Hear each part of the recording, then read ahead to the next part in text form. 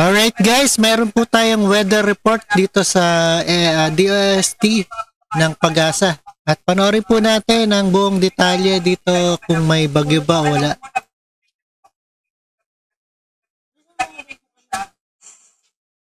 Na ating minomonitor sa silangan ng ating bansa. Samantala, ito ng mga pangalawang LPA na ating binabantayan ay nakalabas na rin ng ating Philippine Area of Responsibility kaninang alas 2 ng madaling araw.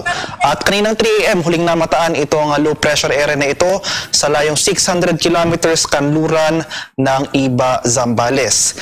Nananatiling maliit yung chance na nasabing low pressure area na maging isang ganap na bagyo sa mga susunod na araw at bahagyang humina na rin yung epekto nito sa ating bansa. Subalit makikita natin dito sa ating latest satellite images itong mga kaulapan sa malaking nakakaapekto sa malaking bahagi ng ating bansa ay ang patuloy na pag-iral ng southwest monsoon o hanging habagat, particular na sa mga areas ng Southern Luzon, Visayas at Mindanao.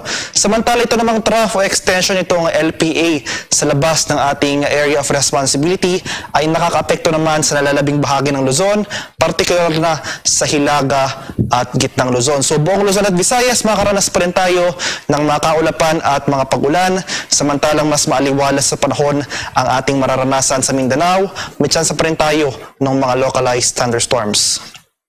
At para naman sa magiging lagay ng ating panahon ngayong araw dito sa Luzon, buong Luzon kasama na ang Metro Manila ay makakaranas pa rin tayo ng maulap na kalangitan na may mga kalat-kalat na pag-ulan, pagkulog at pagkilat. Kaya maging handa at alerto pa rin tayo sa mga banta ng biglang pagbaha at pagguho ng lupa, lalong-lalo na kung tuloy-tuloy ang pag-ulan na mararanasan. Ang kwenta temperatura sa lawag ngayong araw, posible maglaro mula 26 to 32 degrees Celsius.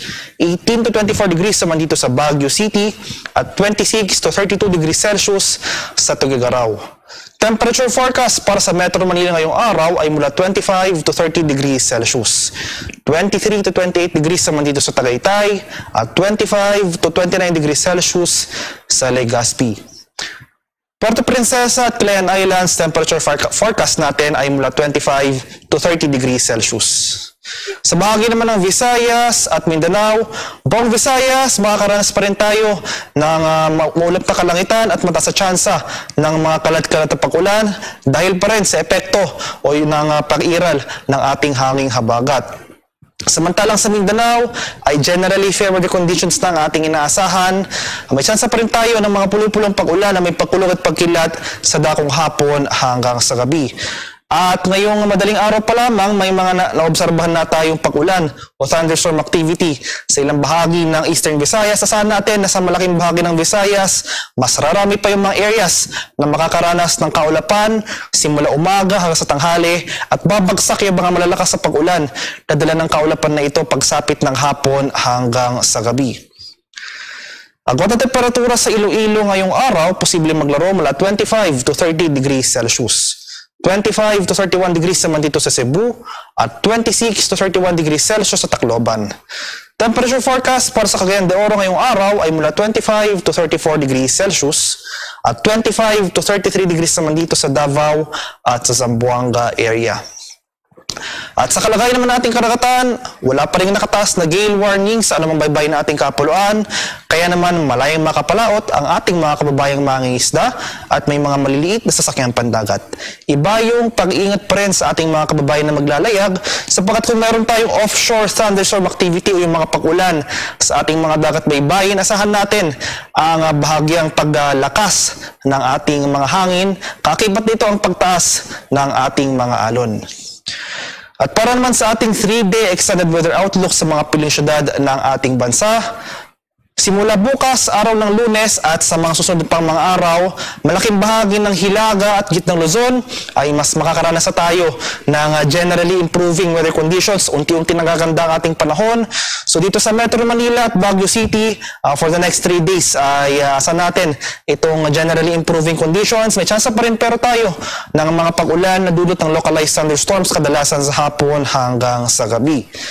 Sa bahagi naman ng Kabikulan, particular na sa Legazpi City, bukas araw ng Lunes, patuloy tayong makakaranas ng mga kaulapan at mataas na tsansa ng kalat-kalat na pag-ulan na dala ng habagat. Samantala pagsapit ng Martes hanggang sa Merkules, dahil sa posibleng epekto nitong trough extension ng low pressure area na posibleng mamuo sa silangang bahagi ng ating bansa sa labas ng ating Philippine Area of Responsibility, ay makakaranas pa rin tayo ng mga kaulapan at mataas na tsansa ng kalat-kalat na pag-ulan, pakulog at pakilat sa buong Kabikulan. At sa bahagi ng Visayas, particular na sa Metro Cebu area, for the next 3 days, may kalakasan pa rin ang pag-iral ng habagat, kaya saan pa rin natin yung mga kaulapan at mataas na tsansa ng pag-ulan sa nabanggit na lugar. At sa Metro Davao area, for the next 3 days ay generally fair weather conditions pa rin ang mararanasan. May tsansa pa rin ng mga pulupulong pag-ulan na may pakulong at pagkilat na dulot ng localized thunderstorms sa hapon hanggang sa gabi. Agwat ang temperatura sa Metro Manila sa susunod na 3 araw ay posibleng maglaro mula 24 to 32 degrees Celsius. 17 to 25 degrees naman dito sa Baguio City at 25 to 31 degrees Celsius sa Legazpi City. Temperature forecast para sa Metro Cebu sa susunod na 3 araw ay mula 25 to 31 degrees Celsius at 24 to 34 degrees naman dito sa Metro Davao area. Ang haring araw dito sa Kaminilaan ay sisikat mamayang 5:45 ng umaga at lulubog naman mamaya sa katap na 5:51 ng hapon. At para sa karagdagan po, Alright, napakinggan po natin ang weather report ng DOST.